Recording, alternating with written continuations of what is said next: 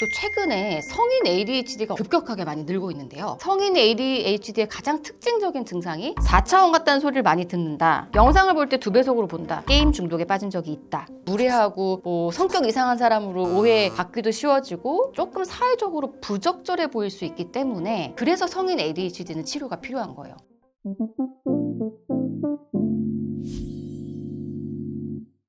개인적으로 임상가로서 가장 우려하는 바는 ADHD라고 진단을 받으면 마치 약만 먹으면 많이 뭔가가 내가 해결될 것 같다고 환자들도 오해할 수 있고 또 그렇게 잘못 알 수가 있어요. 예. 근데 이건 정말 아니에요.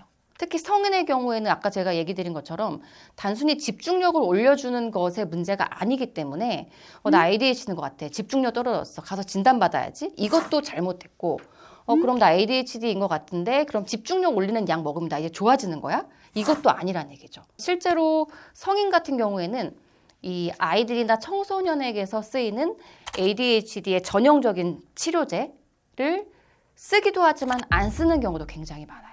성인은 아무튼 뇌가 자라서 성인이 된 거거든요. 그러니까 자기가 뭔가 어려움을 겪는 부분에 포커스를 맞춰야지 진단 ADHD 여기 꽂혀 있을 필요가 없다는 거예요. 똑같은 약 먹는 사람도 없고 똑같은 치료도 없고.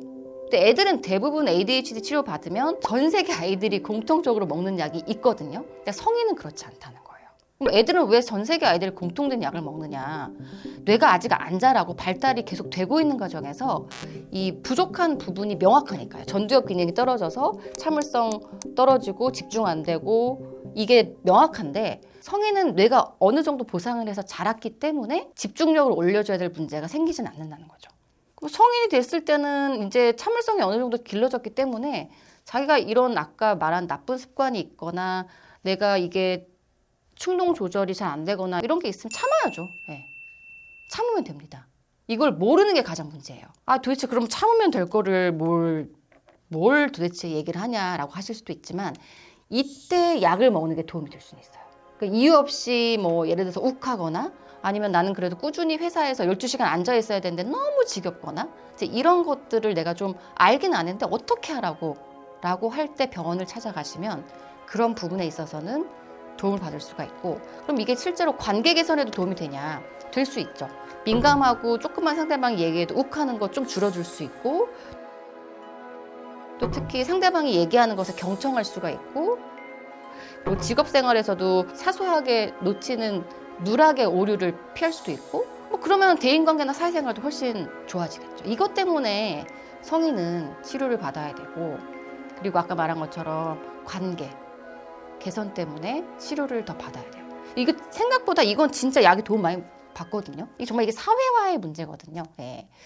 혼자 있으면 성격이 이상하든 집중을 하든 말든 딴 생각을 하든 무슨 상관이에요. 근데 이게 우리가 워낙 사회적으로 다른 사람들을 배려하고 그리고 인간의 고유 기능이라고 하는 충동 억제를 해야 되기 때문에 이게 문제가 생길 수 있는 병인데 이게 나이가 들면서 많이 또 좋아지기도 하니까 그렇기 때문에 완치가 가능한가? 이거는 아까 얘기도 드렸지만 완치란 개념은 없죠. 예. 그냥 어떤 성향, 어떤 특성을 가진 뇌 발달을 겪다가 성인이 됐는데 그 상태로 20대를 보내고 30대 보내고 40대 그냥 보내고 근데 그럴 때는 뇌가 이제 노화하겠죠. 퇴화되겠죠. 예. 그러면서 또 뇌가 변화할 텐데 이런 변화의 과정을 겪는 거지 완치의 개념이 있나요? 그럼 약을 죽을 때까지 먹으면 되나요? 죽을 때까지 안 먹으면 안 되나요? 이런 건 아니에요.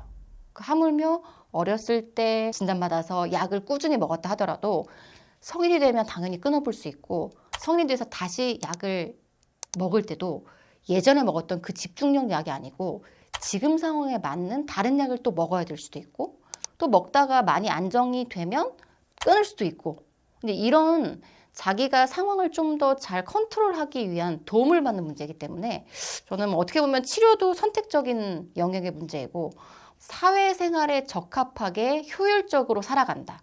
이런 개념으로 이해를 하셨으면 좋겠습니다. 또 하나는 이건 이제 저의 개인적으로 진료할 때 팁인데 본인이 성인 ADHD의 특성이 좀 있다고 생각하시는 분들은 일을 미루고 게으르고 집중이 안 될 때 최대한 구체적으로 시간표를 짜는 게 좋습니다. 그러니까 이게 내가 예를 들어서 취준생 같은 경우에는 내가 오늘 어떤 책을 6시간 공부해야지? 이런 거는 진짜 말도 안 돼요. 뭐 예를 들어서 내가 6시간 공부해야 될 거면은 9시에 일어나가지고 9시 반에 밥 먹고 9시 50분에 집에서 나와서 11시까지 뭐 독서실 가고 뭐 아니면 스카 가고 11시 20분부터 공부 시작해서 그때부터 이제 30분 동안은 무슨 책의 몇 페이지부터 몇 페이지까지는 본다. 이런 것들을 계획을 조금 세워놓으면 다 지키지는 못해요. 물론.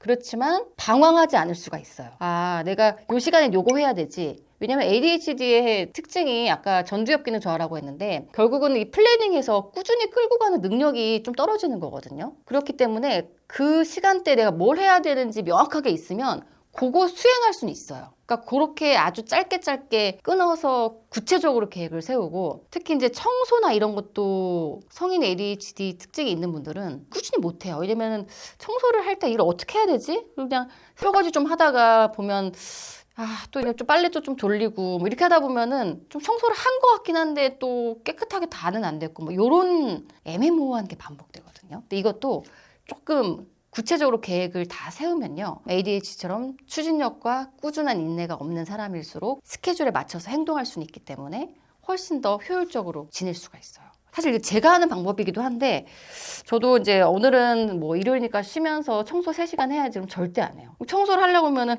빨래도 돌려야 되고 뭐 설거지도 해야 되고 뭐 옷 정리도 해야 되고 머릿속에 생각은 많죠. ADHD 항상 생각은 많아요. 근데 몇 시에 뭐 하지? 그러다 보면은 결국 못 하는 경우가 많거든요. 그래서 구체적으로 계획을 세웁니다. 2시부터 2시 반까지는 설거지, 2시 반부터 2시 45분까지는 빨래 돌리기, 2시 45분부터 3시까지는 쉬기 뭐 이런 식으로 해놓으면 실제로 그거를 아주 꼼꼼히는 못 지켜도 대체적으로 할 일은 대부분 미션 클리어가 되거든요. 그래서 요거는 제가 개인적으로 그렇게 하는 거를 좀 조언을 드리고 약물 치료 부작용은 당연히 있죠. 아이도 있고 어른도 있고. 근데 이 약이 아까 말한 것처럼 아이들은 전 세계 아이들이 먹는 약이 거의 공통적이라서 부작용도 공통적인데요. 성인은 그 약을 다 먹지도 않을 뿐더러 증상에 따라서 약을 먹는 게 맞기 때문에 어떤 부작용이 있다고 단언해서 얘기할 수는 없습니다. 사람마다도 반응이 다 다르고요. 같은 사람에 따라서도 어떨 때 약을 어떤 상태의 약을 먹는지에 따라서 또 반응이 달라질 수도 있어요. 그래서 이거는 총체적으로 얘기하기는 힘들고 실제로 한 연구 결과에 따르면 ADHD를 가진 분들은 주어진 일을 꾸준히 그러니까 주어진 일은 자기 모티베이션이 아니에요. 제가 하고 싶은 일이 아니잖아요.